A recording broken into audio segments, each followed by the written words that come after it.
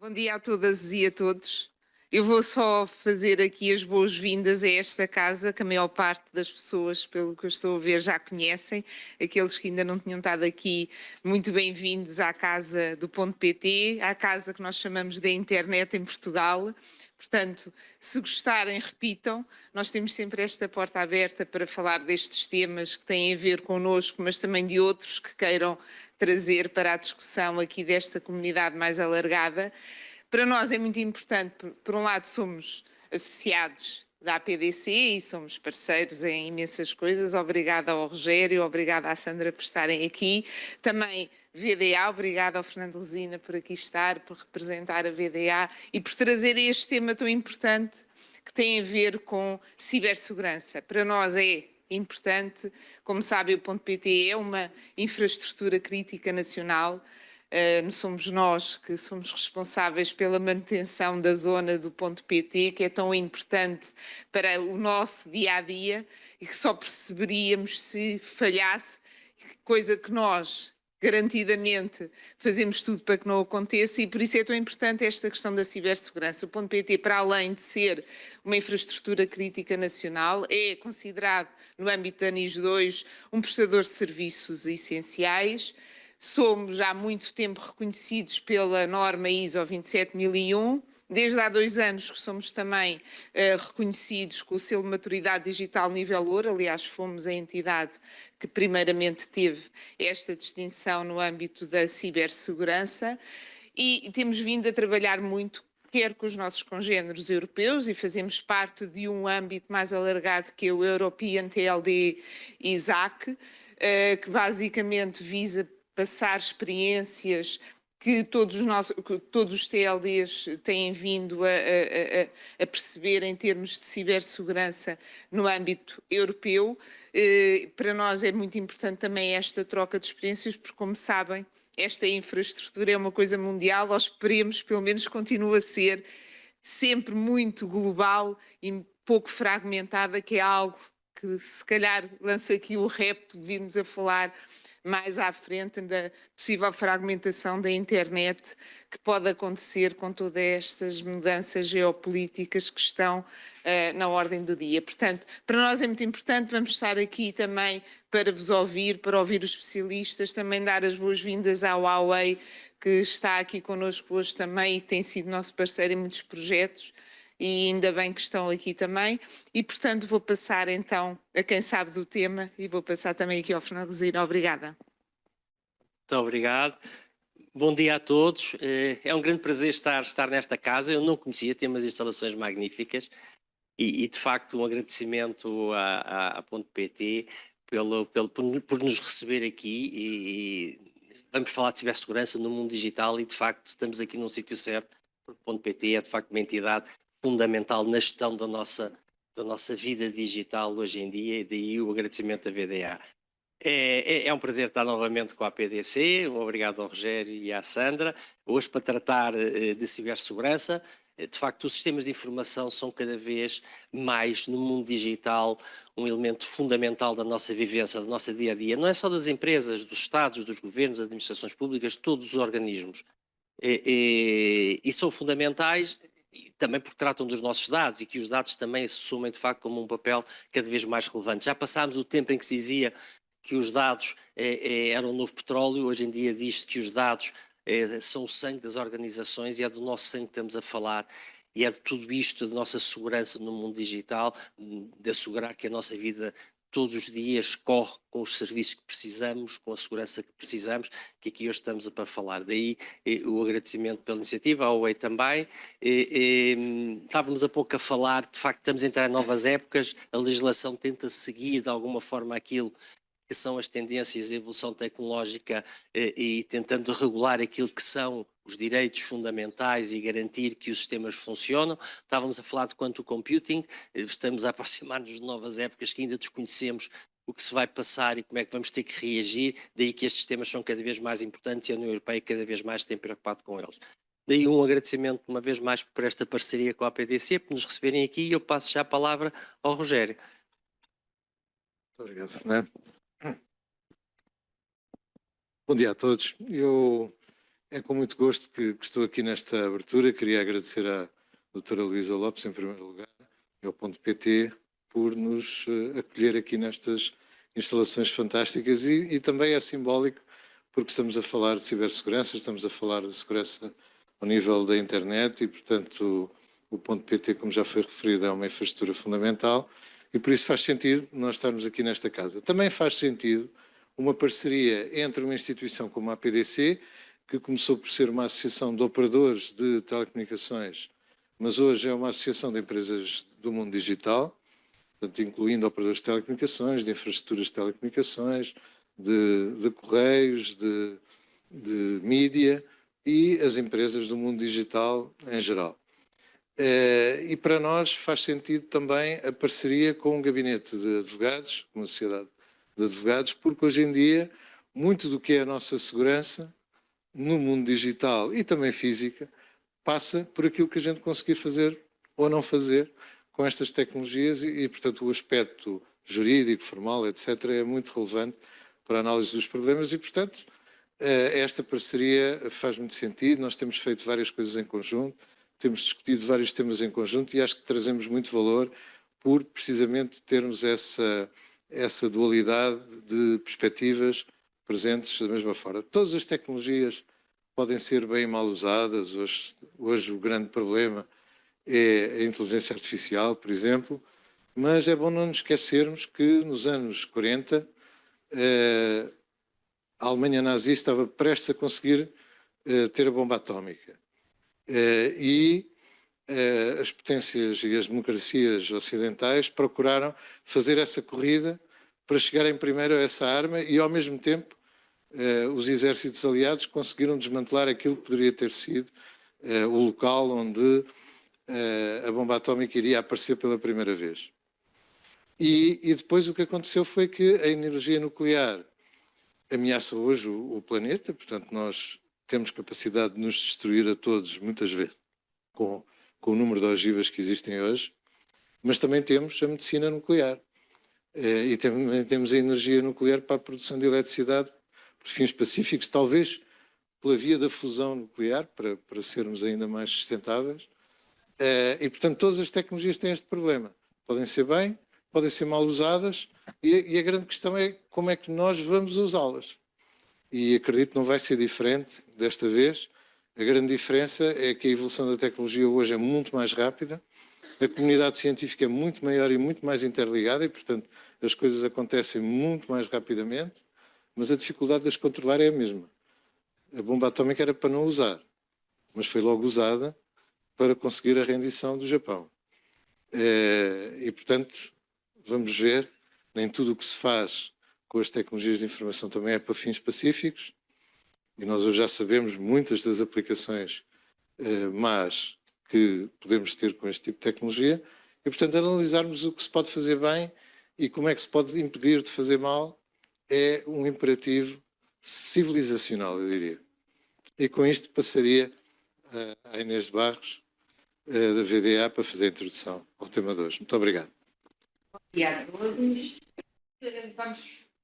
Vou fazer aqui uma pequena apresentação, um overview geral da diretiva NIS 2. Isto não está a passar, passa aqui. E vou focar aqui nestes 4 pontos, portanto, fazer primeiro um enquadramento, porque o que é que nos traz a esta NIS 2, quais são as razões que o legislador comunitário, quais as razões que levaram o legislador a aprovar esta diretiva, que vamos ver que traz, de facto, um reforço muito grande das medidas e das obrigações para as organizações. O quadro legal regulatório da cibersegurança. Cibersegurança não é regulada apenas pela NIS 2, mas hoje, obviamente, nos vamos focar na NIS 2. E finalizar com alguns impactos. De facto, e enfim, aqui na introdução já vamos falando sobre o tema, nós vivemos, a nível mundial, um contexto enfim, de uma aceleração da digitalização da economia, com vários catalisadores de risco, que leva e que levou a que o legislador comunitário sentisse a necessidade de reforçar aquelas que são as obrigações de cibersegurança, as medidas que as organizações, entidades públicas e privadas devem adotar para reforçar a segurança dos seus sistemas, das suas infraestruturas. Falamos na utilização de novas tecnologias e ferramentas, a IoT, a inteligência artificial que já hoje falámos, Big Data, Online Tracking, entre outras. Há, de facto, por outro lado, uma maior sofisticação dos incidentes, cada vez mais, e isso a experiência diz-nos, que os incidentes estão muito mais sofisticados e, portanto, a necessidade das organizações adotarem medidas muito mais sofisticadas e robustas é uma realidade. Há uma maior dependência de terceiros e isso nós vamos ver que é um dos grandes focos da diretiva NIS2, é de facto a cadeia de abastecimento e o reforço das medidas de segurança relativamente à contratação de terceiros, à escolha dos terceiros, monitorização dos terceiros, ao acompanhamento da saída dos prestadores quando cessa o contrato. Depois temos outro fator de catalisador de risco, que é de facto estes ambientes de armazenamento e de transferência de dados cada vez mais complexos e uma necessidade crescente de preservar mais dados, tratar e partilhar mais dados, transferir dados para fora do espaço económico europeu e, portanto, são todos fatores que levam a que existisse esta necessidade de uma resposta legislativa mais imediata. E esta resposta legislativa surgiu no final de 2020, em dezembro de 2020, quando foi aprovada uma nova estratégia europeia de cibersegurança que visava atingir estes 4 objetivos. Por um lado, criar um ambiente propício a uma economia digital mais segura, aumentar o nível de ciberresiliência dos Estados, das empresas, das entidades públicas, melhorar a capacidade de resposta a incidentes, e melhorar a proteção das infraestruturas críticas. Aliás, há uma diretiva específica que visa, enfim, a proteção das infraestruturas críticas. O que é que nós temos hoje em dia, a nível nacional? Só para fazer um pequeno overview. Nós temos a diretiva NIS1 ainda em vigor, que foi transposta para o Ordenamento Jurídico Nacional em 2018, em 13 de agosto de 2018, por esta Lei 46 de 2018, que foi depois regulamentada por estes 2 diplomas, o Decreto-Lei 65 de 2021 e este regulamento que configura uma instrução técnica do Centro Nacional de Cibersegurança e que impõe algumas obrigações de notificação de incidentes, de segurança de sistemas de informação, naquelas situações em que não há uma obrigação de notificação de incidentes, nomeadamente quando os incidentes não têm este impacto relevante ou substancial, há um regime de notificação voluntária de incidentes e, portanto, isto é o que nós temos hoje em dia e que se tem revelado insuficiente da perspectiva do decisor público e, enfim, do legislador comunitário para fazer face a todo o desenvolvimento tecnológico e a tal aumento de sofisticação e à maior sofisticação dos incidentes. E, portanto, é neste contexto que nos surge a NIS2. Portanto, a NIS2 surge no âmbito desta estratégia europeia para a cibersegurança, em dezembro de 2020, que no âmbito desta estratégia foram adotados estes 3 diplomas, portanto, a diretiva NIS2, a diretiva quanto à resiliência das infraestruturas críticas e o regulamento DORA, que é aplicável ao setor financeiro e segurador. A diretiva NIS2, uma das grandes características, e nós já vamos detalhar mais à frente, é de facto um alargamento do seu âmbito de aplicação, tanto nos setores que são cobertos, vamos ver que vai passar a cobrir muito mais setores do que aqueles que eram cobertos pela diretiva NIS1, mas também na própria dimensão das empresas incluídas. E, portanto, e permite, para além disso, para além daqueles setores que já estão cobertos pela diretiva, que o próprio legislador nacional adiciona outros setores. Imaginem que, no contexto nacional, se identifica a necessidade, para além daqueles setores, incluir outro setor que não está inicialmente coberto pela NIS2. Essa também é uma possibilidade que está prevista na legislação. A diretiva da resiliência das infraestruturas críticas, portanto, é uma revisão da diretiva já existente. Há um conjunto de entidades que operam infraestruturas críticas, como é o caso aqui do ponto PT, e que, no fundo, também têm obrigações adicionais para além da diretiva NIS2, portanto, porque normalmente os operadores de infraestruturas críticas são simultaneamente prestadores de serviços essenciais, como é o caso também aqui desta casa, e, portanto, têm diferentes camadas de obrigações. Portanto, essa é a primeira nota que queria deixar, é que quando falamos em cibersegurança não falamos apenas da NIS2 em particular, temos várias camadas de legislação que podem ser aplicadas sem prejuízo de legislação setorial, no setor das comunicações eletrónicas, no setor da saúde, setor financeiro, que tem depois legislação ou instruções até dos próprios reguladores nacionais que emitem algumas instruções específicas. Esta é a timeline, portanto, como disse, foi apresentada esta proposta em 2020, ela foi publicada 2 anos depois e entrou em vigor em 16 de janeiro de 2023 e tem a data limite de transposição para outubro de 2024. Enfim, tanto quanto tenho conhecimento, o processo de transposição nacional está bastante avançado, portanto, muito provavelmente não vai ser um daqueles casos em que temos um atraso na transposição, mas, pelo contrário, vamos ter uma transposição, aparentemente, em tempo. Quais é que são as principais características da NIS2? Por um lado, prevê a necessidade de adoção de uma revisão, no nosso caso, porque já tínhamos uma Estratégia Nacional de Cibersegurança, a necessidade de adoção de uma nova estratégia. Sabemos que o Centro Nacional de Cibersegurança já está a trabalhar nessa nova estratégia que estabelece aquilo que são as linhas orientadoras nacionais para a cibersegurança. Depois, há estes 2 pontos da divulgação coordenada da vulnerabilidade e este grupo de cooperação, que são pontos muito importantes na NIS2, que são pontos relacionados com a partilha de informação, partilha de vulnerabilidades, para permitir precisamente a melhoria da capacidade de resposta das entidades quando sofram um incidente ou, enfim, em antecipação de um incidente. E, portanto, há um reforço desta rede de cooperação, rede de organizações para resposta a crises cibernéticas. Há um reforço da supervisão, que já vamos ver em que é que se materializa, e a tal partilha de informação que nesta fase ainda é voluntária, ou seja, não existe uma obrigação das entidades partilharem informação sobre as vulnerabilidades, até porque muitas vezes, enfim, são aspectos críticos das organizações e que há uma certa resistência em partilha dessa informação, mas de facto a ideia do legislador é depois tornar obrigatória esta partilha de informação. Principais alterações.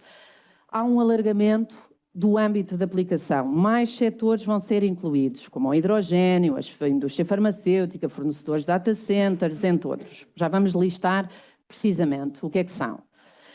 Depois, há uma eliminação da distinção entre operadores de serviços essenciais e serviços digitais. Na NIS2 existia um conjunto de obrigações que se aplicavam aos operadores de serviços digitais e aos prestadores de serviços essenciais. Isso cai na NIS2 e, portanto, estes operadores de serviços digitais são prestadores de serviços essenciais e, portanto, porque se percebia, enfim, que depois do ponto de vista prático, às vezes esta quebra era difícil de explicar e de perceber quais é que são as obrigações que se aplicavam a um outro e, portanto, agora temos apenas a distinção entre operadores de serviços essenciais e entidades importantes que têm um nível de obrigações diferentes e também de supervisão diferente.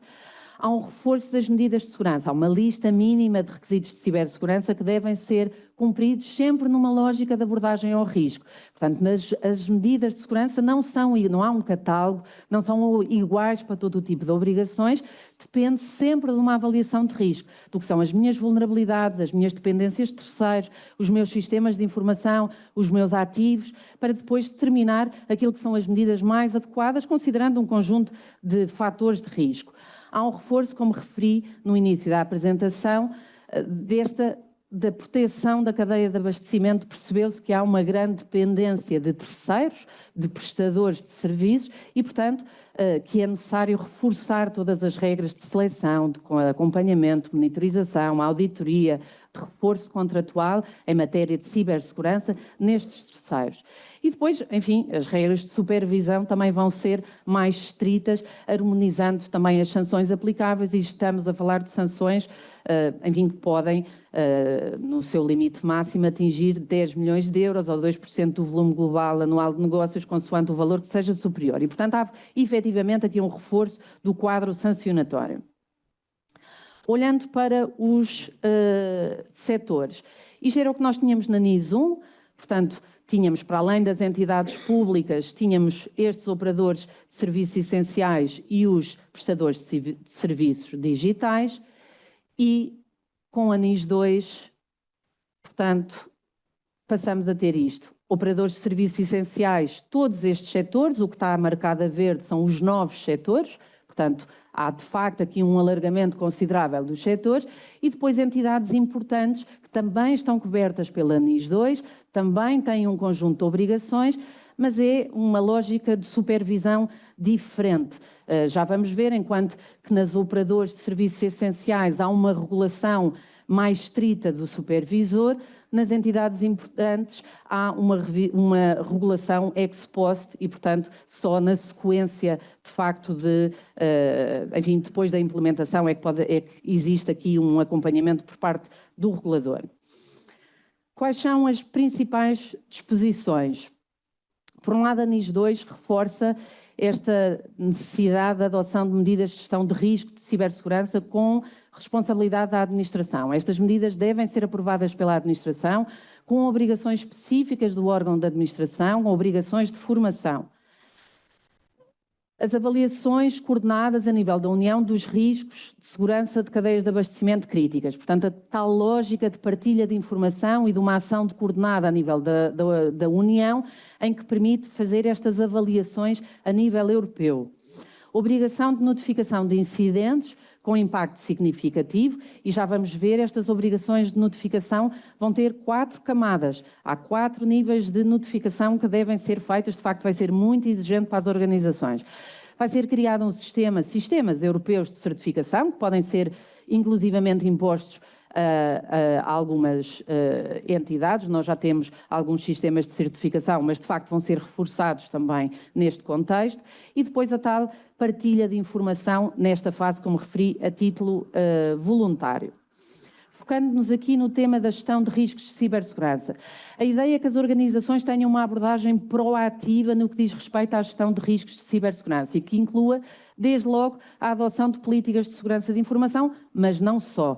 Portanto, as organizações devem adotar diferentes medidas de segurança nestas 3 domínios: prevenção e detenção e resposta a incidentes, criando um quadro sólido de gestão dos incidentes, de identificação dos incidentes, gestão, notificação, procedimentos para prevenção, investigação, mitigação, continuidade de negócios e gestão de crises, portanto, a implementação deste quadro que garanta a minimização de danos ocorridos.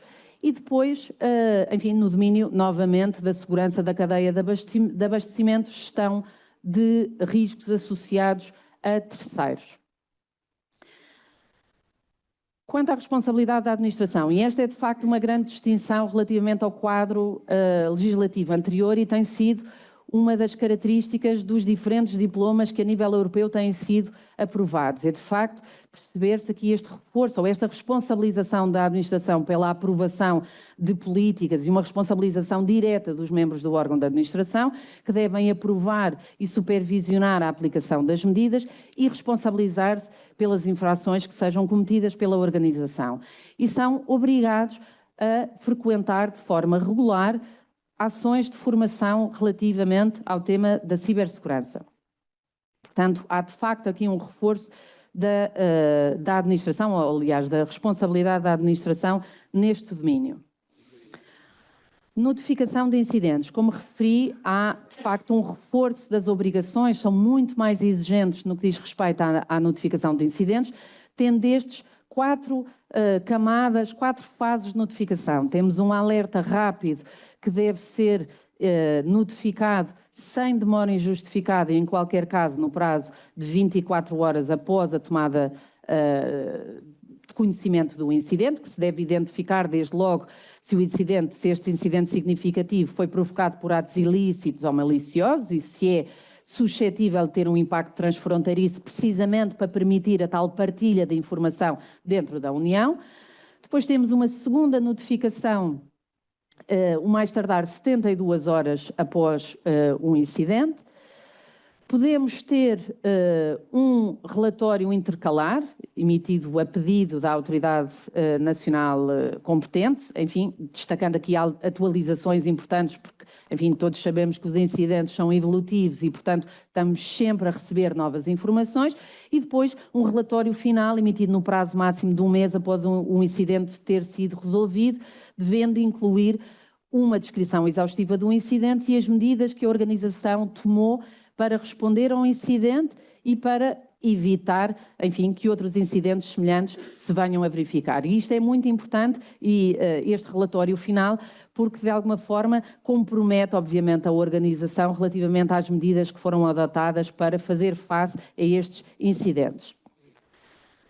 Cadeia de abastecimento, como já referi, portanto, há um reforço da necessidade de adoção de medidas na escolha dos terceiros, na monitorização dos terceiros e, portanto, as entidades são encorajadas a implementar um conjunto de medidas de gestão de riscos de terceiros e a reforçar contratualmente as obrigações dos terceiros e, no fundo, a avaliar as vulnerabilidades do terceiro, olhando, enfim, especificamente para os serviços que prestam e, no fundo, para as suas características, a fim de identificar aquelas medidas que devem ser implementadas para fazer face a esses riscos. E, portanto, há um reforço relativamente à cadeia de abastecimento.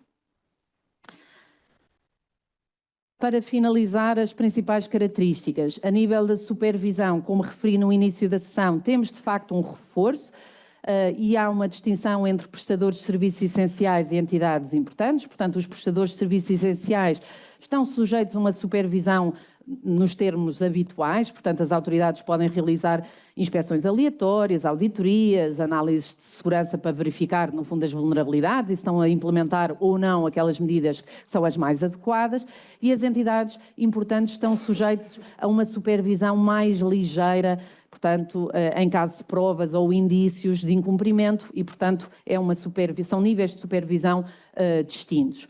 Relativamente às sanções e às coimas, há também um reforço, como eu tinha já referido, com umas infrações graves que podem ser puníveis com coimas até 10 milhões de euros ou 2% do volume global de negócios, e pode vir acompanhado estas coimas com um conjunto de sanções acessórias, cessação de condutas, informação aos titulares afetados, divulgação pública de alguns aspectos relativos às infrações que tenham sido cometidas e, portanto, há, comparativamente com a NIS 1, de facto, um reforço bastante acentuado daquelas que são as sanções em caso de incumprimento. Enfim, para finalizar, acho que o impacto é evidente e só vos queria trazer aqui este slide. O impacto desta NIS 2 é evidente, portanto, há que antecipar. É necessário monitorizar e acompanhar todos os desenvolvimentos regulatórios e tecnológicos, até porque os riscos são, obviamente, evolutivos e temos que fazer uma análise de risco casuística. É necessário capacitar as pessoas na organização. Não é só o órgão de administração, obviamente, que tem essa função e essa obrigação de formação. Cibersegurança é muito comportamental e, portanto, há que capacitar toda a equipa, toda a empresa e assegurar, enfim, a implementação da NIS 2, porque, de facto, a NIS 2 está aí ao virar da esquina e as sanções e as obrigações são, de facto, bastante acentuadas. Muito obrigada. E agora passava a palavra ao José Capote, da Huawei, que nos vem dar uma abordagem mais tecnológica. Obrigada. So first of all, thank you, Ines, for the introduction about the background of NIS2 and all the obligations that will come for much more entities than in the past with NIS1. So I would like to provide you some views from Huawei side. We are an ICT supplier working in Europe and in Portugal for more than 20 years. So we have a good view about how in the past we needed to adapt ourselves to comply with all the cybersecurity and 1 second. Better? Now better? Okay, better.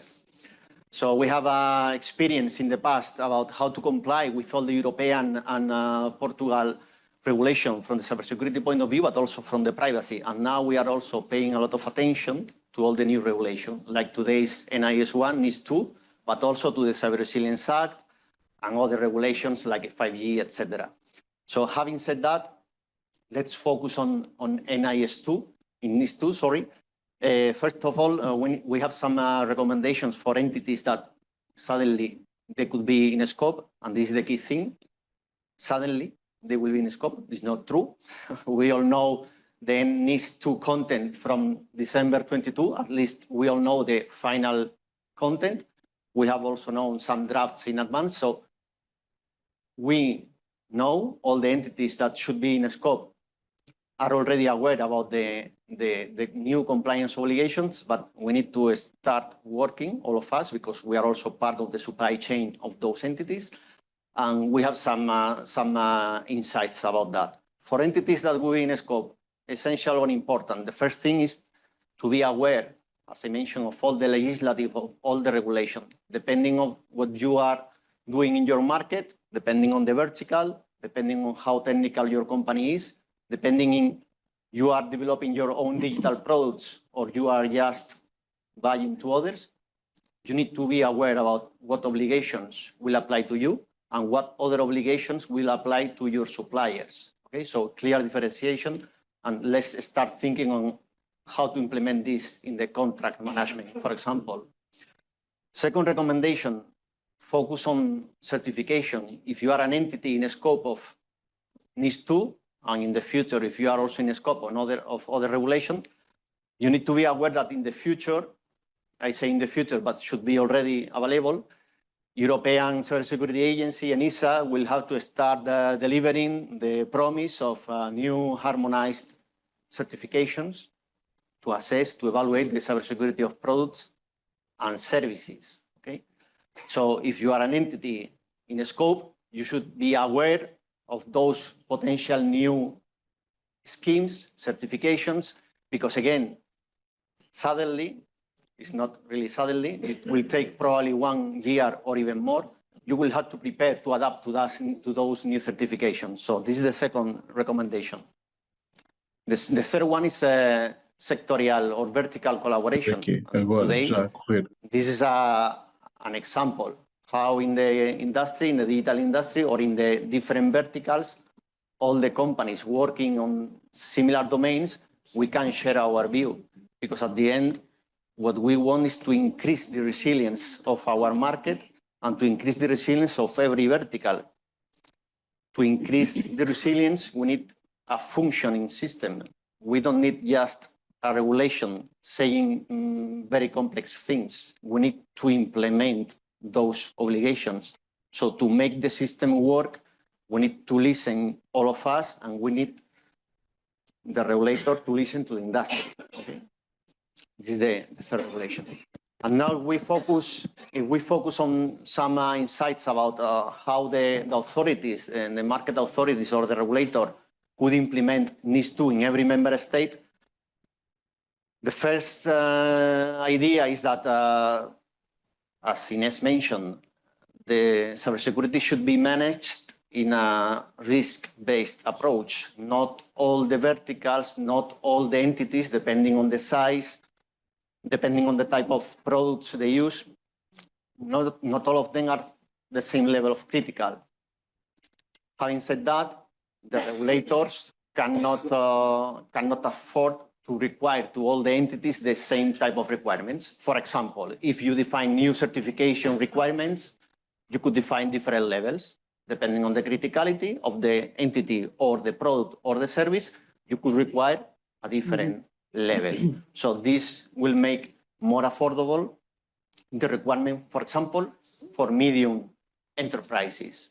We are already aware that the small enterprises are not in the scope of NIS2, but medium enterprise are. And some of them, right now, they have some cybersecurity measures for sure, but so far they are not in the scope of NIS1. And then suddenly, they will have to implement something. So depending on the level of criticality, they will be able to afford those obligations or not. We need to ensure that they can keep competing in a European market while at the same time increasing the cyber resilience. And then an additional comment. We mentioned about the new verticals added in NIS 2 if compared with NIS 1. That is the flexibility, that is the option that every member state can also add additional verticals in their market. Our view, if NIS 2, one of the strategic goals is to increase the harmonization of Europe, our suggestion is that at every member state, first, they use the baseline of the European NIS 2, and then step by step, in a harmonized way, if they need to add additional verticals, they can do it, but avoid the fragmentation of the European market by adding some sectors in one country and not in the other. And I'm talking from the point of view of Huawei, a multinational company working in all the European markets. So it's difficult for medium enterprise or for big ones to have different obligations in the same European, in theory, digital single market, sorry. So we suggest a rational approach about what vertical sectors to be in scope. Finally, I would like to go to some more details about how Huawei, as an ICT technology provider, could implement itself those obligations from NIS 2, or how we could help our customers to comply. First of all, as I mentioned, if the list of regulated industries is more or less reasonable, we consider that it's going to be a huge change, even if the number of verticals and the size cap is respected as the European regulation. We are talking probably that at least an increase in an order of magnitude in the number of entities in scope will happen. So even in that scenario of baseline, we are pretty sure that the changes to be implemented by those entities and by suppliers like us will be huge. And those changes have an important cost. So any cost that we need to invest in those adaptations to compliance is cost that we cannot invest in other things. So it's clear that any entity should invest in cybersecurity because it's to survive in the market, to defend ourselves in front of attacks. But other thing is that the compliance obligations are tougher than they're required by the risk assessment. The second comment is that about how to assess and how to define the components that are considered more critical. So I already mentioned this before, that we need a risk-based approach in some other markets, in some specific verticals like energy or telecom. There are standards to identify what are the critical components of a network, of a service. Based on those standards, we can identify in a harmonized way for all the companies that compete in the same market. We can define what are the critical components and require higher levels of requirements to them. And I also talked at the beginning about certification. Certifications can help to reduce the costs of the security supervision, because if different companies already pass a same single certification by an accredited body, then, for example, the regulator will have less burden to follow the process about if you are implemented, show me the evidence, etc. But to make the certification system to work, you also need standards. The certification is an attestation that you have implemented something. But what have you implemented? Those are the standards. Depending on the vertical, depending on the sector, like cloud, telecom, energy, there are different industry standards. Regulators are also starting to ask for Europe-specific harmonized standards. This is what we suggest to avoid, again, the fragmentation of the digital single market. And once you have these international or at least European harmonized standards, then you can implement the promised certifications that ENISA has been working on in the past years. So unified technical standards for harmonized certification. And finally, to end. How to manage the supply chain? As Ines mentioned, supply chain security management is critical. We all know we are more and more reliant on cloud services, on providers of product, managed services of ICT solutions. What is clear is that the more diverse, the more competitive a supply chain is, the more resilient it is. If you distort the competition or if you restrict some companies to compete on specific verticals, you are not helping to the resilience of the market. The opposite, you are increasing the costs, you are reducing the incentive to invest in innovation, in R&D for differentiation. And at the end of the day, you are not getting that the cybersecurity of the supply chain to increase. This is our view.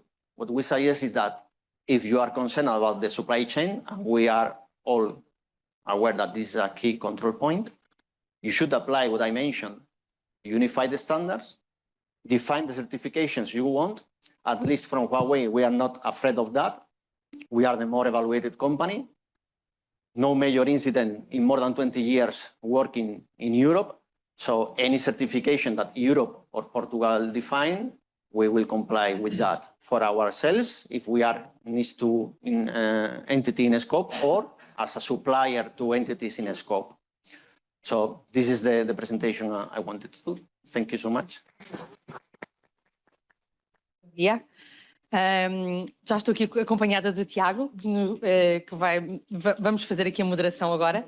O André Batista, que é o fundador da ETIAC, vai se juntar connosco online. Convidava a Inês também para se juntar a nós, aqui no debate. O Joel Guerreiro, que é diretor de modernização administrativa e financeira do município de Lagos. E o Pedro Pinto, que é responsável de cibersegurança do Instituto Politécnico da Guarda, para se juntarem. Portanto, estejam à vontade. Portanto, obrigada aos nossos convidados por terem aceito aqui hoje o convite para estarem nesta conversa. E normalmente nós começamos sempre, não é, Tiago, dando-vos a oportunidade para uma introdução, um comentário inicial àquilo que foram as intervenções, quer da Inês, quer do José Capote. E, portanto, se calhar começava por si, Joel. Ora, muito bons dias a todos. Antes de mais, agradecer o amável convite que nos foi endereçado para podermos vir aqui partilhar um pouco convosco aquilo que é a nossa experiência, agradecer à PDC e agradecer à Huawei também o convite e, claro, à Ponto.pt que nos recebe nesta casa que é de todos nós também. Antes de mais, pronto, tive que assistir com muita atenção à apresentação da Inês. A apresentação da Inês, obviamente, veio transpor aquilo que é a migração do NIS atual, que nós todos temos e já estamos todos a responder, para aquilo que é o NIS 2 e as alterações que efetivamente vamos ter que fazer. Aquilo que mais me preocupa nesta nova diretriz é efetivamente nós termos que nos prepararmos cada vez mais para podermos responder àquilo que são as diferentes vulnerabilidades que nós vamos tendo. E também termos que reportá-las num espaço muito curto das mesmas e, claro, imagino que o meu executivo também deva estar bastante preocupado porque efetivamente eles agora vão ter um processo em que eles também vão ter que estar muito mais por dentro destas situações do que efetivamente neste momento têm estado. Pronto. Relativamente à Huawei, portanto, é um grande construtor que nos veio aqui para partilhar connosco um conjunto de formas que nos vai ajudar também a implementar a NIS 2. Portanto, e claro, como nós todos queremos é que nos ajudem, nós vamos todos precisar de ajuda e ninguém está a salvo hoje em dia naquilo que é a cibersegurança, ninguém está a salvo, nem ninguém pode dizer que vai ter segurança nos seus sistemas e daí a razão pela qual todas as ajudas são boas e que venham elas. Joel. Ora então, bom dia a todos, muito obrigado aqui por esta amável acolhimento aqui no Ponto.pt, nunca cá tinha vindo e é como disse a casa da internet em Portugal. Obrigado também à PDC pelo convite. Eu estou um bocado leite porque na Guarda está muito frio, aqui em Lisboa está muito calor. Estou farto de suar.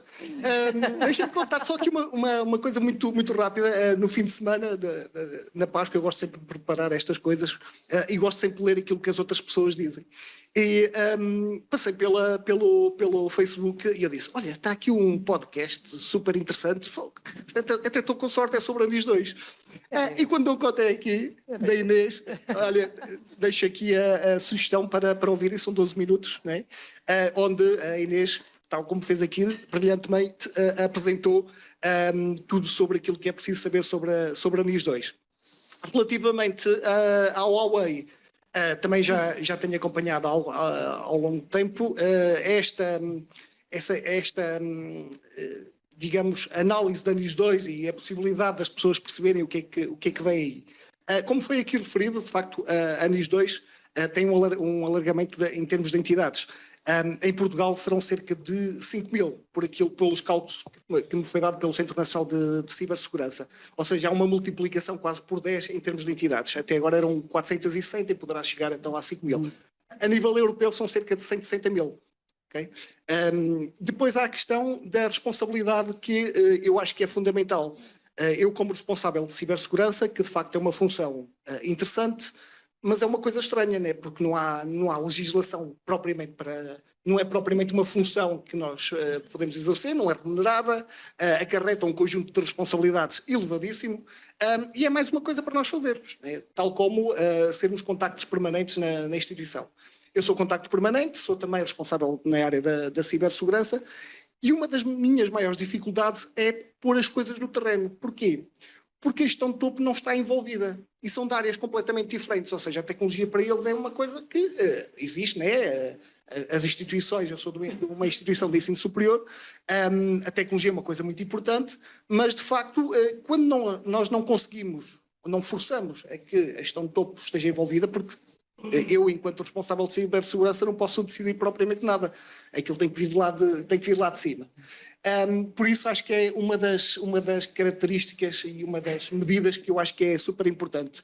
Depois a abordagem do ponto de vista da análise de risco e tudo aquilo que nós aqui falamos, né? Quer dizer, analisar a NIS, isto é um processo natural, né? A evolução da NIS 1 para a NIS 2, que visa essencialmente fazer uma mudança de cultura dentro das instituições. Só para terminar, eu sou responsável de cibersegurança e trabalho também no centro de informática.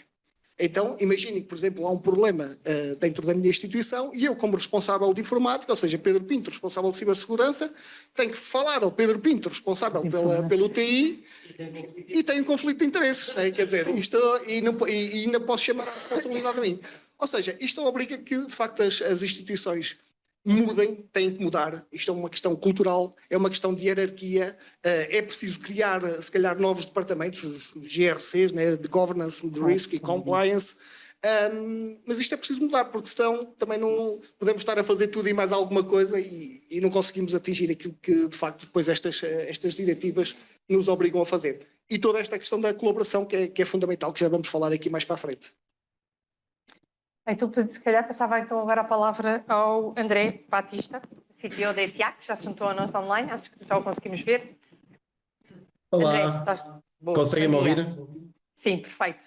Perfeito. Olha, desde já queria cumprimentar aqui o painel e agradecer aqui em nome também da ETIAC o convite que me foi endereçado.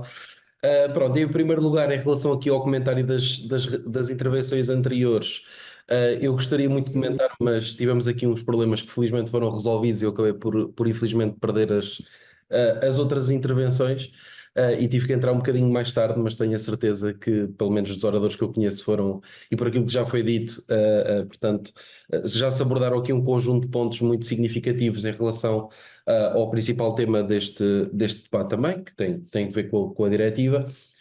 E portanto eu aqui também tendo a concordar muito com o que o Pedro acabou de dizer, relativamente também portanto, à distância que muitas vezes existe entre as administrações e portanto quem trabalha e coloca mais as mãos na massa, digamos assim, mais do ponto de vista de tanto CISOs como também membros das equipas de segurança e portanto eu defendo também que tem que haver uma maior proximidade e uma facilidade maior de comunicação com as administrações e isso passa também por uma formação portanto, quem está mais acima nas organizações para realmente esteja mais consciente relativamente aos riscos e até mesmo às vulnerabilidades, diria eu, específicas que podem afetar os seus sistemas. E pronto, para já visto que não tenho possibilidade de comentar de forma mais profunda as outras intervenções, terei depois que rever o webinar. Ok, obrigada. Tiago. Muito bem, obrigado, André. Eu, se calhar, depois deste comentário inicial, pedia aqui à Inês que fizesse aqui um bocadinho uma expansão do slide final, porque falaste em teia regulatória, falaste na necessidade das empresas se prepararem para a NIS 2, sobretudo em 3 eixos: antecipação, capacitação e implementação, e seguramente que muitas das entidades que estão aqui nesta sala ou que estão a acompanhar-nos lá em casa estão a perguntar-se hoje em dia o que é que eu posso fazer neste momento, não é? O José, aliás, falou que se calhar a implementação hoje em dia e a preparação já é tarde para o dia 17 de outubro, mas perguntava-te o que é que verdadeiramente as empresas, e aqui empresas, setor privado, mas também entidades públicas, podem neste momento fazer para se preparar para a NIS 2. Obrigada, Tiago. Eu diria que o primeiro passo é, de facto, conhecerem os requisitos que lhes são aplicáveis. Como eu disse, não se aplica só a NIS 2, perceber se são prestadores de serviços essenciais, entidades importantes, operadores de infraestruturas críticas, quais são os outros regulamentos que se lhe aplicam a nível setorial e, portanto, mapear muito bem os requisitos que se lhe aplicam. Pronto, e conhecer bem as obrigações.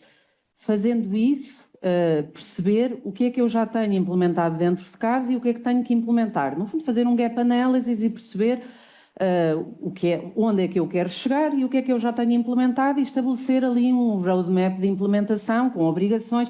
Obviamente que há medidas que vão levar mais tempo a implementar, muito provavelmente quando se tornar aplicável a NIS 2 as organizações não vão estar 100% preparadas, mas enfim, é mesmo assim. É importante que tenham um plano de implementação fechado, já com muitas medidas implementadas e calendarizadas. Identificando medidas que sejam realistas.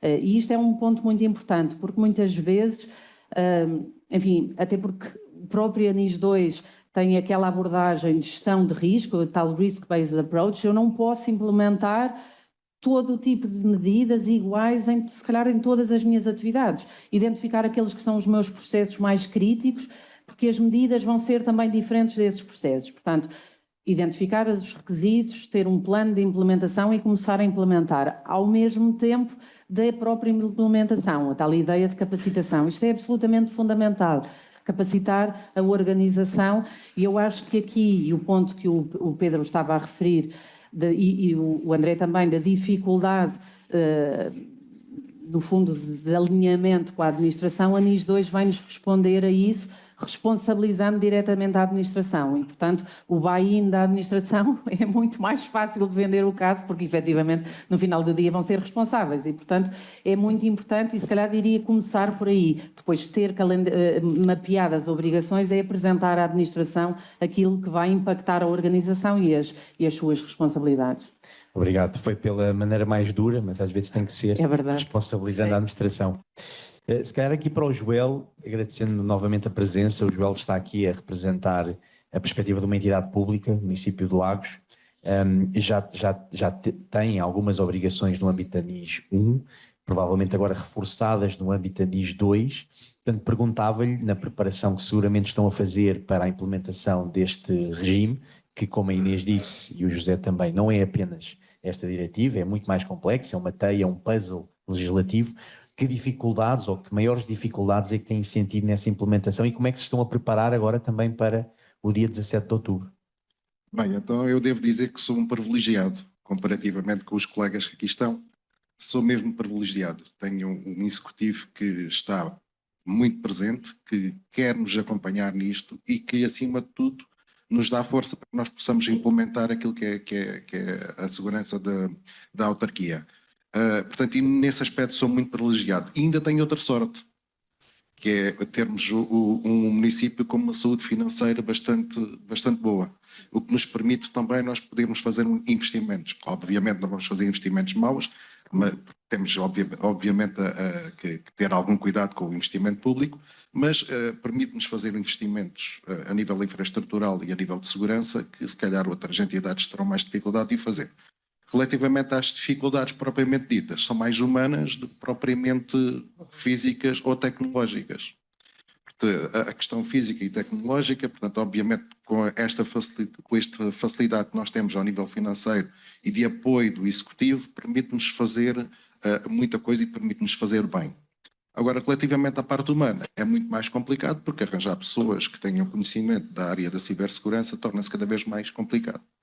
Portanto, penso que todos nós que trabalhamos em cibersegurança, e eu já trabalhei em cibersegurança há algum tempo, que é já agora uma parte mais pessoal, eu antes de ir para o município de Lagos era exatamente o mesmo que aqui o colega Pedro fazia na universidade, só que fazia na Universidade do Algarve, era diretor da Universidade do Algarve e também era professor na Universidade do Algarve, e ainda sou, mas seja como for, tinha o mesmo papel que o Pedro e torna-se complicado fazer tudo. Agora, no município de Lagos, aqui o grande problema é termos equipas que nos acompanhem e que nós possamos conseguir fazer a implementação das coisas.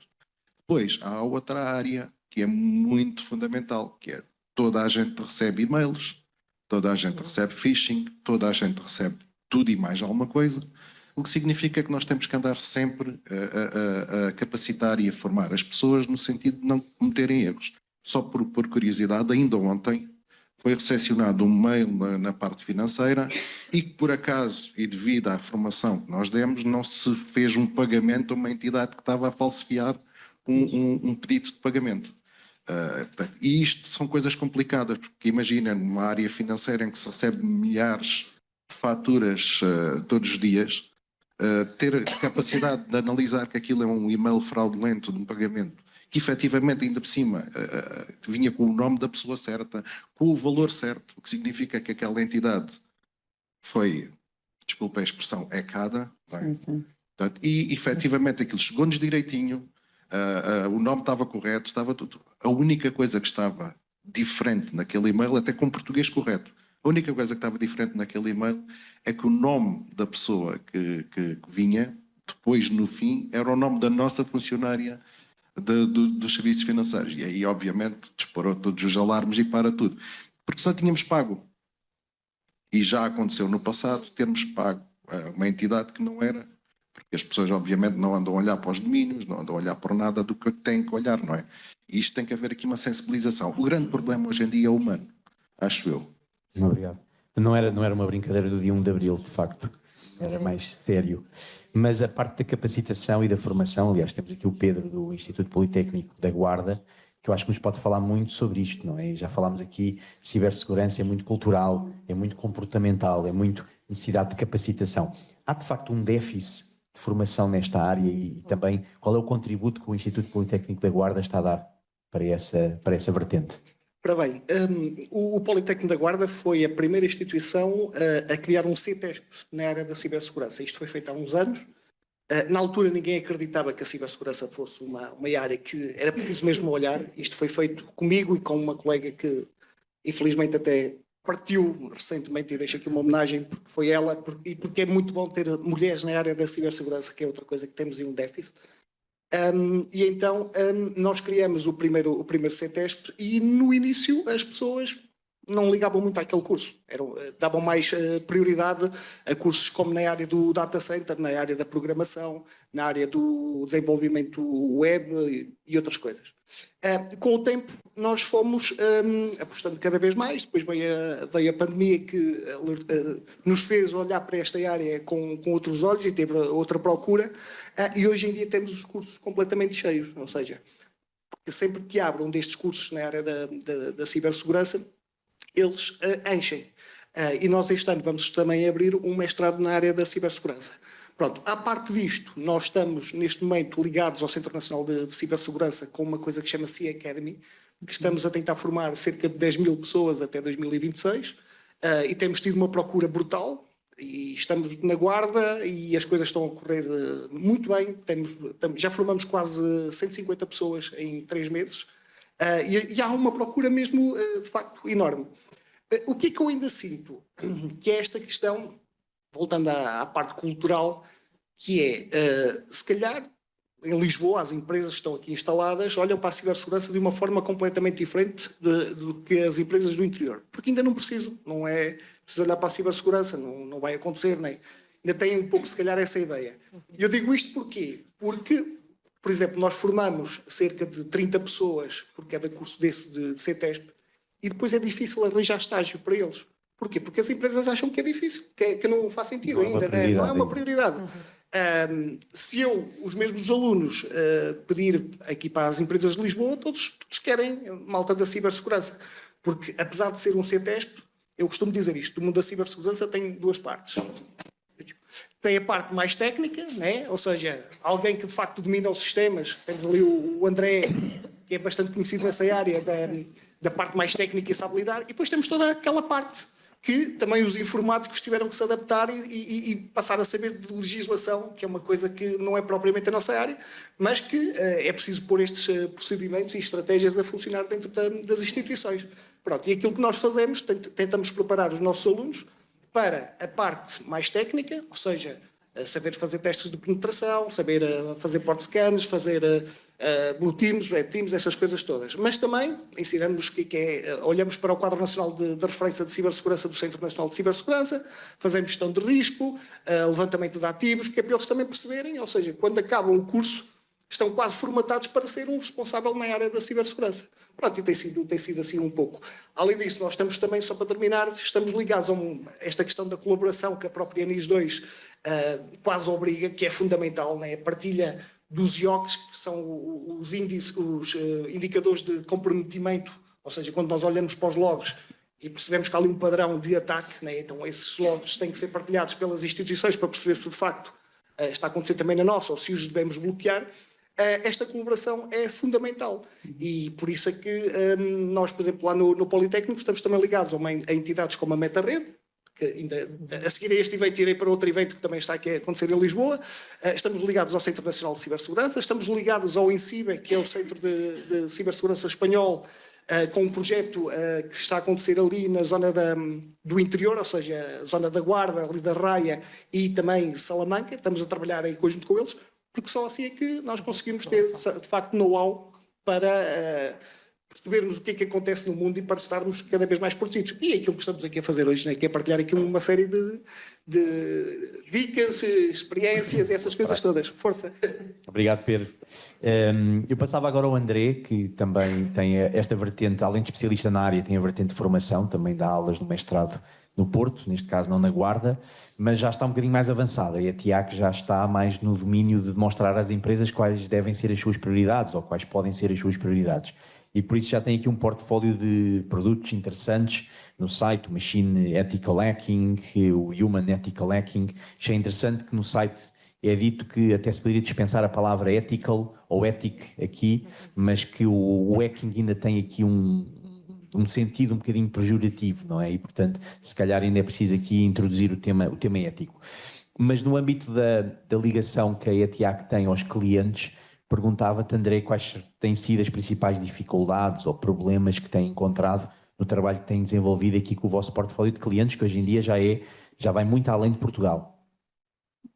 Certíssimo. Pronto, basicamente a ETIAC foca-se aqui muito em vulnerabilidades, ou, portanto, em termos de descoberta de vulnerabilidades, tipicamente em sistemas. Eu tendo a concordar que o fator humano ainda é extremamente significativo, que é o que nós chamamos as vulnerabilidades humanas, e é possível também testar se os recursos humanos estão preparados para o efeito, tanto através de um pen test de engenharia social, por exemplo, que também pode ser aplicado, mas nós somos mais focados aqui nas vulnerabilidades em sistemas. Porquê?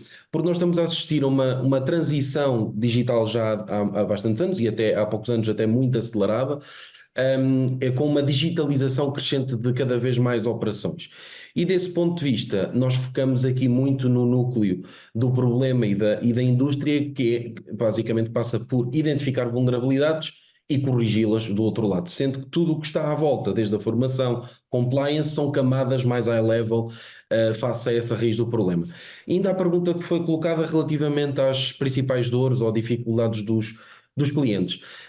Realmente são muitas, eu posso enumerar uma série delas.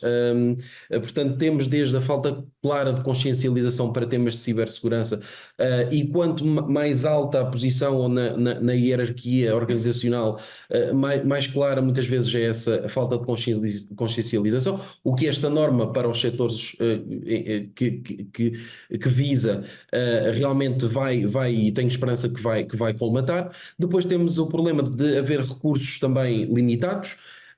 Isso também se deve à dificuldade de comunicação entre, às vezes, quem gera toda a esfera de cibersegurança numa organização para conseguir justificar orçamentos à administração, porque muitas vezes, e principalmente ainda acontecia mais no passado, grande parte destes orçamentos muitas vezes vai para a gestão pura de risco ou até para certificações ou até demasiadas certificações, a meu ver, e muitas vezes a raiz do problema acaba por ficar um pouco esquecido. Portanto, esta diretiva acaba por vir também mitigar esse problema. Outras dores, desde tecnologia desatualizada, que às vezes é muito difícil de corrigir vulnerabilidades, a não ser que se mude completamente a tecnologia.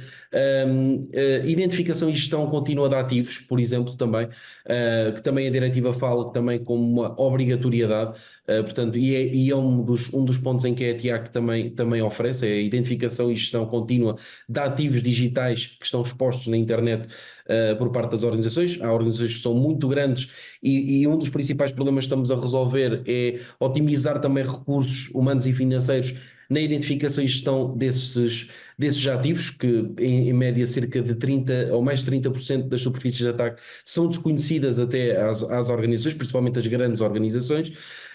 Depois também vemos algum receio na utilização de tecnologias de hacking ético ou de pentesting automático, por exemplo.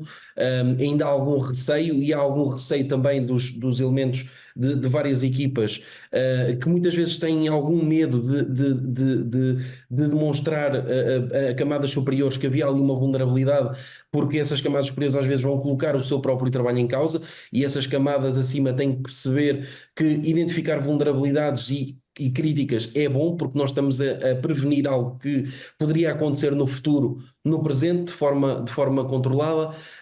E depois temos outras dificuldades identificadas, desde a dificuldade em contratar, principalmente no setor público, em que temos portanto, infelizmente, temos muita exportação de talentos lá para fora, e temos uma grande necessidade de ter mais pessoas a trabalhar cá em Portugal nesse sentido. A ETIAC, nessa perspectiva, também acaba por otimizar recursos humanos, do ponto de vista em que nós trabalhamos com os melhores hackers éticos a nível internacional, que não são exclusivos ou não trabalham exclusivo para uma determinada entidade, vão trabalhando mais por projeto, e deste ponto de vista também oferecemos às organizações com menos possibilidades, portanto, essa capacidade de ter talentos a nível internacional, a olhar para os seus próprios sistemas para identificar vulnerabilidades, entre outras dificuldades. Realmente, pronto, são muitas, e nos setores mais críticos, eu acredito vivamente que aqui esta nova legislação venha trazer aqui bastantes benefícios, pelo menos é essa a nossa esperança. Obrigado, André. Falaste num aspecto relevante, que é a detecção de vulnerabilidades, que eu presumo que seja cada vez mais importante numa sociedade e entidades também mais conectadas. E a propósito disso, passava aqui ao Joel, porque vi no site um projeto interessante que o município de Lagos está a desenvolver com a Kyndryl em termos de eficiência hídrica, e que envolve soluções de IoT com uma série de sensores e, portanto, sensorização, perceber como é que a água está a ser utilizada, como é que podem aproveitar mais a água. Hoje em dia, de facto, é um tema muito sensível, em especial na região do Algarve, como todos sabemos, mas também pergunto-lhe se isto, com todos estes sensores, não abre a porta para também a existência de mais ataques. Como é que se prepara uma organização para soluções que são necessárias, cada vez mais conectadas, soluções da IoT, mas que ao mesmo tempo trazem mais riscos em termos de cibersegurança? Uma excelente pergunta. Leva-me a ter que falar um bocadinho sobre o a projeto, parte técnica, claro, propriamente dita. Ok, se me permitem, então, o que nós fizemos de há um ano para cá foi efetivamente uma reengenharia infraestrutural de todo o município. Começamos, obviamente, por aquilo que é a parte basilar, ou seja, começamos por servidores, infraestrutura de servidores, infraestrutura de storage, infraestrutura de redes, e fizemos o quê? Fizemos aquilo que é o que é lógico hoje em dia é tentar securizar ao máximo tudo. Fomos até ao ponto de irmos ao port security, portanto, nós vamos até à porta de ligação em que nós efetivamente só deixamos entrar lá o MAC address. Obviamente toda a gente pode dizer que pode haver MAC spoofing e podemos alterar os MAC addresses, mas para isso é preciso que a pessoa esteja lá dentro e tenha acesso a um equipamento nosso. Pronto. A parte do IoT, na minha maneira de ver a questão, há 3 grandes pilares que nós temos que securizar. O primeiro, obviamente, são os sensores. Portanto, os sensores têm que comunicar e têm que comunicar de forma encriptada, ou seja, não pode-se pôr os sensores a comunicar de uma forma simples. Todos os sensores, quando nós os adquirimos, vêm com uma password fraca. A maior parte das pessoas liga os sensores e não muda a password. Portanto, também é grave, tem que se pôr uma password forte, tem que se comunicar de forma encriptada. Existem vários protocolos que permitem fazer isso. Hoje existe também dentro dessa infraestrutura os gateways que interligam os sensores. Esses gateways têm que estar ligados, obviamente, à nossa rede. O que é que isto significa? Significa que eles vão ter, e permitem-me o informatiquês, vão ter uma interface, e essa interface tem um IP, tem um MAC address. Nós temos que filtrar todas as comunicações que entram no município de vindas de sensores através desses gateways. Temos que filtrar toda essa comunicação e filtrando obviamente ao nível do IP, filtrando ao nível do MAC address, filtrando também ao nível do próprio conteúdo e do payload dos pacotes. Significa o quê? Significa que a gente entra aquilo que é um broker, e foi assim que nós fizemos a infraestrutura. Criamos um broker à entrada com um IP externo, em que faz a ligação de todas as gateways para recepcionar a informação toda de todos os sensores que nós vamos ter, dos milhares de sensores existentes, e esse broker obviamente recebe a informação, só passa para dentro da nossa rede interna após filtragem por firewalls, por IDS e IPS, e também só deixamos recepcionar a informação daqueles equipamentos que são efetivamente os que nós conhecemos. Tudo o resto não deixamos passar. E claro, como essa informação vem toda encriptada, pois nós também, obviamente, do nosso lado temos que depois desencriptar e depois integrar nas bases de dados. Existe uma terceira e última coisa, e que esta se calhar ainda é a parte principal da comunicação, que é as APIs para verticais externos. Portanto, nem todos os verticais nós temos dentro do município, temos verticais do lado de fora, o que significa que nós temos que disponibilizar APIs e que podem ser atacadas, tal e qual como os sensores, tal e qual como as gateways, tal e qual como a própria comunicação em si, que pode ser apanhada no meio e pode ser modificada.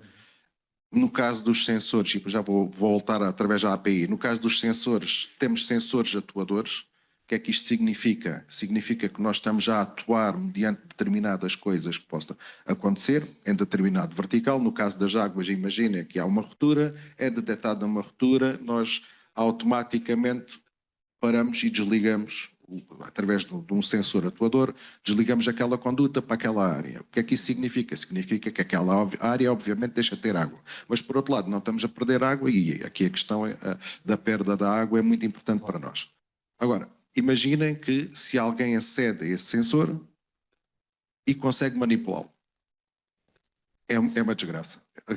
Quando digo que é uma desgraça é que nós podemos perder milhões de metros cúbicos de água. E isso é uma desgraça para nós porque nós não temos água. Mas deixe-me só voltar para terminar já agora, senão não leva a mal. A parte da API é muito importante porque nós temos que ter essa API externa e aberta para o exterior. O que é que isso significa? Significa que nós também temos que filtrar tudo o que entra e sai dessa API para os outros verticais.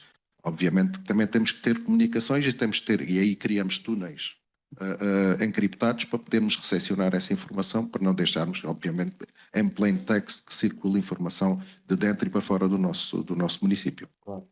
Obrigado, Joel, pela explicação. Permites-me colocar aqui uma questão da plateia que nos está a assistir, que assim também ficam com a clara noção de que podem interagir connosco no formato habitual de colocar questões. E esta então colocava aqui à Inês, que tem a ver com uma dúvida colocada pelo Ricardo Coimbra, relativamente às empresas farmacêuticas, e estamos a falar naquilo que é o mapeamento dos requisitos, não é? Que se pode clarificar que empresas se refere a diretiva.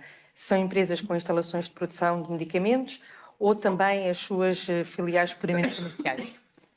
A diretiva NIS2 tem um anexo, no anexo 1, em que tem a listagem das entidades que depois remete para uma série de outros diplomas. Pronto. Relativamente à indústria farmacêutica, o que está coberto são, portanto, empresas de dispositivos médicos, em que depois remete para o regulamento de dispositivos médicos, e nem todos os dispositivos médicos estão cobertos, portanto tem que ser feito esse mapeamento, e a produção de medicamentos. Portanto, à partida, mas atenção, como eu referi na minha apresentação, pode o legislador nacional decidir por acrescentar outro tipo de setores, ou mesmo dentro do setor farmacêutico, outro tipo de entidades, mas à partida a comercialização não está coberta, apenas a produção e produção de dispositivos médicos.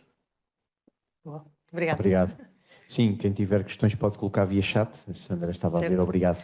Aliás, até o próprio Controle-Almirante Câmara Marques estava a assistir e fez uma pequena correção, porque falámos na Estratégia Nacional de Cibersegurança e no contexto nacional é a Estratégia Nacional do Ciberespaço, para ser mais abrangente. E, portanto, também fica esta nota. Muito bom. Obrigado, Sandra. Voltava aqui ao Pedro e aos temas da capacitação e da sensibilização, porque vi que o Instituto Politécnico da Guarda, penso que tem neste momento uma parceria com a Fortinet, se não me engano. Sim. E ia-lhe perguntar qual é a importância da ligação com o setor privado nestes temas de capacitação e de sensibilização, que já percebemos que são dois tópicos essenciais nesta questão. Exatamente. Deixem-me só responder à pergunta anterior, porque eu acabei por não responder. Mas segundo o relatório do próprio Centro Nacional de Cibersegurança, em 2023 abriram apenas mais 2 licenciaturas na área da cibersegurança e um mestrado. Okay? E depois há outra questão que eu acho que também fomos aqui um pouco enganados, que é, achava-se que as mulheres iriam apostar aqui na área da cibersegurança, porque era uma área muito interessante, e é uma área muito interessante, mas aquilo que se vê é que cada vez há mais pessoas a frequentarem cursos na área da cibersegurança, mas cada vez há menos mulheres a procurarem essa área. Pronto. E digo isto porque, e passo para ligar a esta questão, que hoje em dia as grandes empresas, as empresas que com visão nesta área, criam até programas muito específicos para as próprias mulheres frequentarem áreas de formação na área da cibersegurança. Bem, relativamente à questão da Fortinet, nós temos várias parcerias, mas acho que a esta altura as pessoas desenganem-se que o conhecimento só vem da academia, né? Isso não é verdade. O conhecimento vem da academia e vem das empresas privadas. Então nós temos que estar ligados. Primeiro temos que estar ligados, temos que estar abertos à comunidade e depois também temos que estar ligados ao setor privado. A Fortinet é uma das grandes empresas na área da cibersegurança, como a Checkpoint, como a Palo Alto, como outras.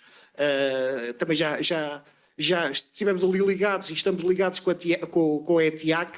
E quem sabe, se calhar vão acontecer projetos, ou seja, porque de facto a academia tem que estar ligada a estas empresas.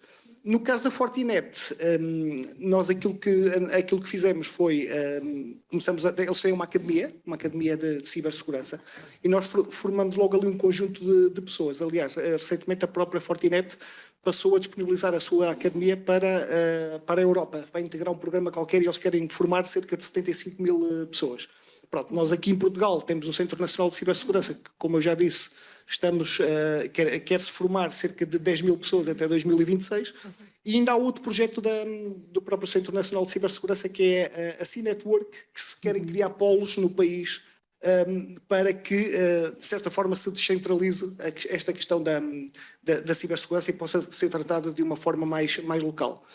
Mas pronto, de certa forma é isto, ou seja, nós temos que aproveitar todo o know-how destas empresas. Iremos, se calhar também brevemente, ter a nossa academia Huawei, porque de facto todo o conhecimento é bem-vindo e nós podemos contribuir com o nosso, mas também podemos receber, e isto também depois nos ajuda a ter parcerias com as próprias empresas, a ter lá os nossos alunos e até ficarem empregados e até terem, por exemplo, uma coisa que nós fazemos é incubar empresas dentro do próprio Politécnico da Guarda. Tem lá o espaço, as pessoas trabalham a partir de lá, porque isto, a grande vantagem da cibersegurança é que eu posso a fazer de qualquer lado. Okay? Ao contrário de outras coisas que eu tenho que estar no local, mas a cibersegurança tem essa grande vantagem, abençoado online.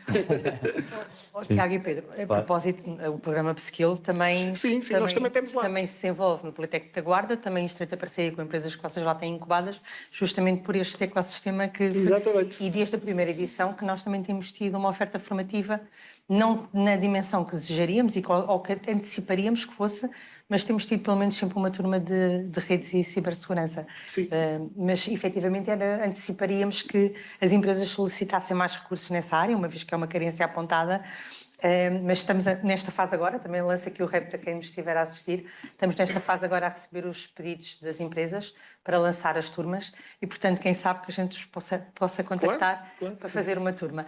E a propósito também do que o Pedro estava a comentar da menor preponderância de mulheres na área da cibersegurança, eu recordo-me que o ano passado, eu não vou dizer da forma certa, mas o André vai-me ajudar, que o ano passado na CIDEIS, na apresentação da equipa que representa Portugal na competição europeia, não é? De cibersegurança, já tivemos uma jovem. Tínhamos uma jovem que foi bastante elogiada, até bastante relogizada pelo facto de estar, e até tudo curiosa de saber se no contexto da Faculdade do Porto, não é? Onde o André dá aulas, se também se verifica esta menor preponderância ou presença de mulheres nos cursos.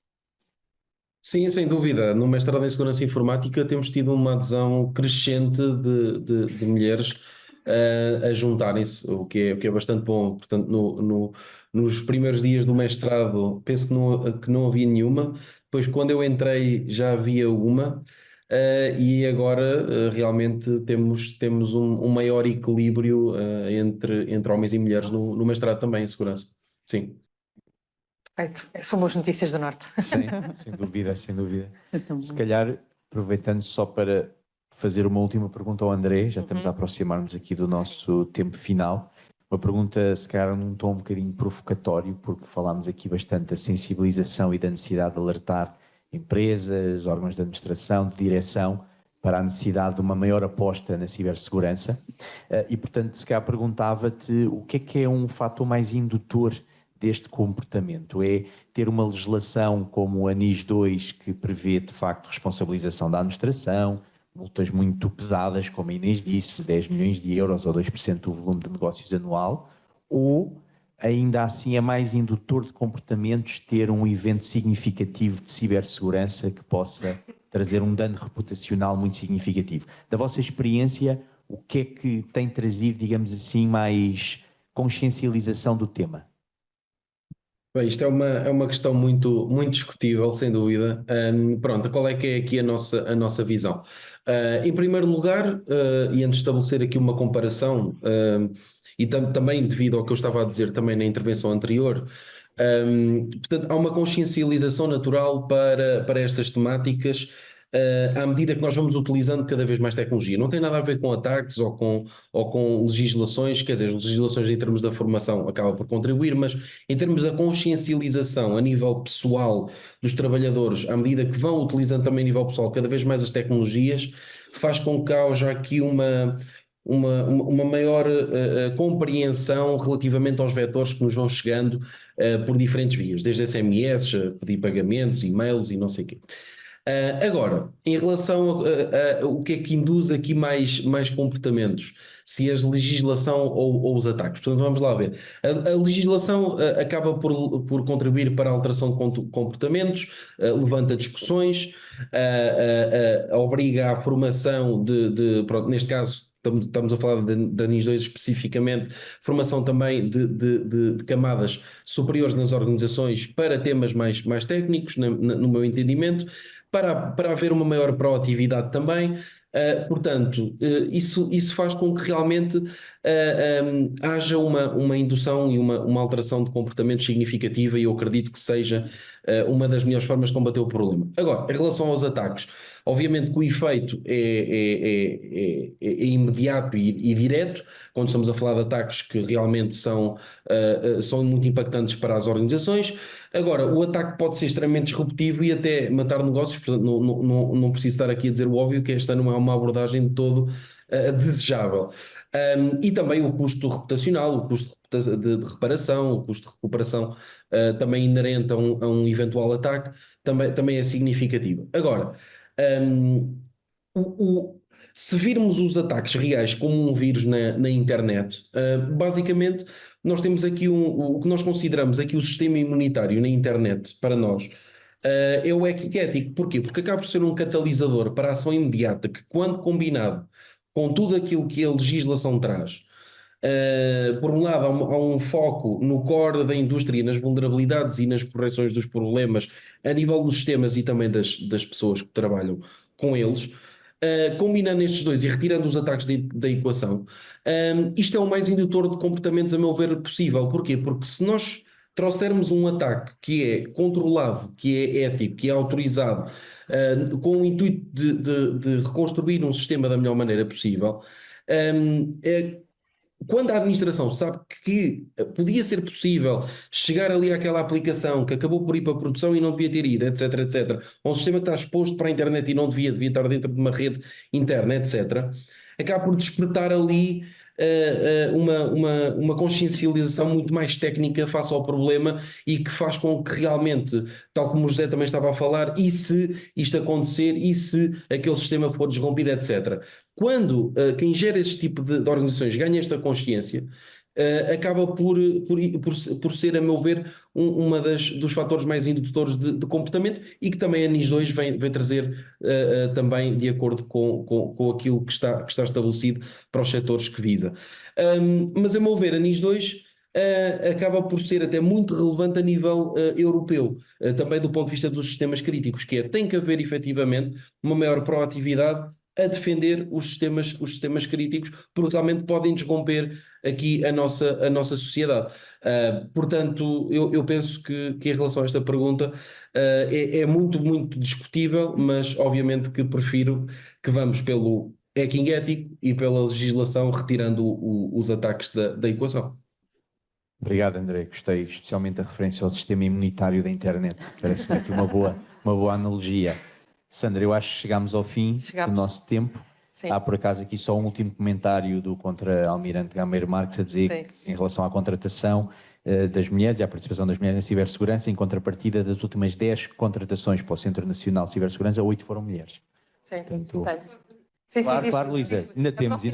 Aproxima. Está aqui. Eu não me posso perder esta oportunidade, Como vocês já sempre. sabem como é que eu sou. Eu achei muito interessante o facto de se ter levantado esta questão sem ter sido eu a levantá-la, que é a importância das pessoas, por um lado, por outro lado, a gestão das pessoas e a capacitação dentro das organizações para a cibersegurança. E a terceira questão, e por isso eu cumprimento também o contra-almirante Gameiro Marques, que deve estar a ouvir-me, a questão das mulheres, porque se todos nós tivemos este papel ativo, nós vimos aqui que quem falou em termos técnicos de cibersegurança foram tudo homens, porque a Inês na realidade é jurista e traz aqui uma visão que não é técnica da questão, foram homens, mas foram homens que levantaram esta questão. Portanto, se nós consciencializarmos as mais jovens para esta necessidade, se tivermos esta atitude crítica de falar sobre este assunto, nós vamos desconstruir os estereótipos que levam a que as mulheres não optam pelas TIC e os homens sim. E também deixar aqui uma boa notícia, é que Portugal está a fazer um percurso, talvez porque existem políticas públicas nesta área, talvez porque existem programas como o Upskill que tem logo desde o início faz esta desconstrução e tenta trazer mais mulheres, ainda não conseguimos a paridade, mas estamos muito próximo disso na última edição. Se nós tivermos este papel, nós conseguimos alcançar aquilo que Portugal alcançou, que é estamos acima da média europeia. Parabéns, no número de mulheres. E porquê? Porque as empresas também têm esta noção, e já agora também parabenizar a Huawei, que com o .pt lançámos 2 edições de bolsas para estudantes, em que 50% dessas bolsas eram atribuídas a mulheres nas áreas TIC. Portanto, temos todos que fazer este papel e nunca deixar de falar sobre isto, porque isto depois implica outras coisas, porque, como nós sabemos, esta área, nomeadamente a cibersegurança, é das mais bem remuneradas. E nós queremos mulheres a trabalhar em áreas bem remuneradas, para depois termos também a questão do gap salarial um bocadinho mais resolvido. Pronto. Muito obrigado. Feita isto. Muito obrigado. Acho que fechamos com chave de ouro, Sim. não é, Sandra? Exatamente. Muito obrigada então a todos. Dizer a quem nos está a acompanhar a partir de casa e quem também está aqui, a quem agradeço também a vossa presença, que iremos disponibilizar as apresentações que foram, a apresentação que a Inês fez e a gravação do evento no website da APDC, e portanto depois podem consultar. Muito obrigada. Muito obrigado a todos. Obrigada. Muito obrigado.